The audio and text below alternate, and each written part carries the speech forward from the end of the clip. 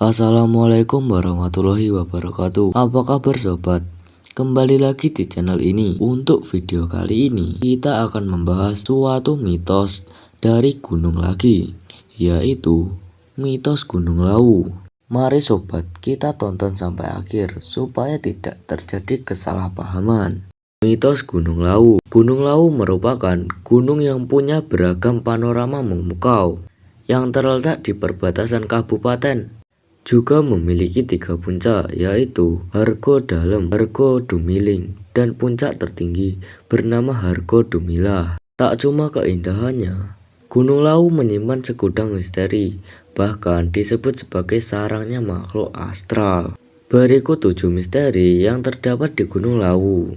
Yang pertama, pusat kegiatan spiritual di Tanah Jawa. Gunung Lawu menyimpan misteri pada masing-masing dari 3 puncak utamanya dan menjadi tempat yang dimitoskan sebagai tempat sakral di Tanah Jawa. Konon, Gunung Lawu merupakan pusat kegiatan spiritual di Tanah Jawa dan berhubungan erat dengan tradisi dan budaya Raja Mangkunagara.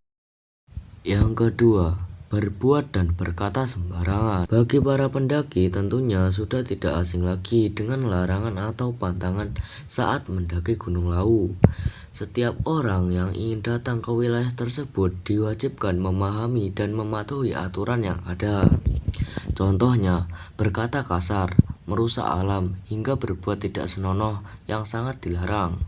Apabila melanggarnya, konon akan terjadi hal-hal yang tidak diinginkan seperti diikuti oleh sosok tak kasat mata. Yang ketiga, pasar setan. Gunung Lawu juga dikenal dengan keberadaan pasar setan.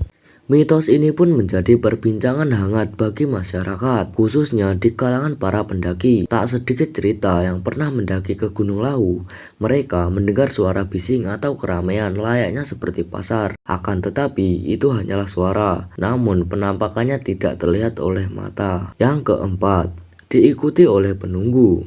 Beberapa pendaki sempat melihat tanda-tanda keberadaannya penunggu Gunung Lawu. Misalnya, yang dialami oleh stand-up komedian Darwin Nur Ikram.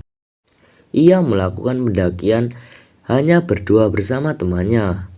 Saat sampai di pos 4, tepatnya pukul 8 malam, hawanya terasa berbeda. Untuk melawan rasa takut tersebut, Daswin dan temannya masuk ke dalam tenda dan menyetel lagu kangen band sekencang-kencangnya. Konon di pos 4 itu merupakan tempat paling angker dan jarang ada yang berani mendirikan tenda. Kelima, tempat ritual malam 1 Suro. Gunung Lawu juga kerap dijadikan tempat ritual pada malam 1 Suro atau malam pergantian tahun baru Islam 1438 Hijriah. Sebagian orang biasanya akan melakukan berbagai hal. Kegiatan yang biasa dilakukan pada malam 1 Suro mulai dari sekedar berziarah ke spot-spot yang disakralkan, sehingga bersemedi dan berdoa untuk meminta kelancaran rezeki maupun karir. Yang keenam, Jalak Lawu.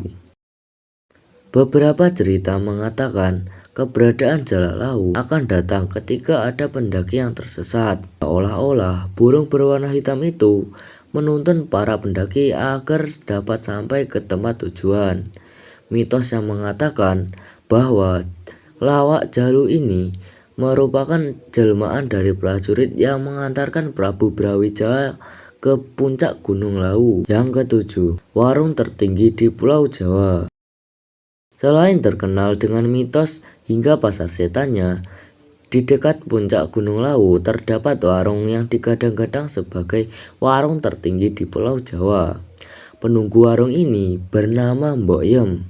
Tak sedikit yang heran mengapa wanita parubaya tersebut bisa mendirikan warung dan bagaimana caranya memangkut barang-barang ke atas. Akan tetapi, keberadaan warung Mbok Yem ini menjadi surga bagi para pendaki. Tersedia makanan seperti gorengan, mie rebus, hingga cemilan lainnya. Demikianlah penjelasan video kami tentang mitos Gunung Lawu. Semoga video ini dapat menambah pengetahuan sobat semuanya dimanapun berada. Jangan lupa klik tombol like dan aktifkan lonceng notifikasi supaya tidak ketinggalan video lainnya. Terima kasih. Wassalamualaikum warahmatullahi wabarakatuh.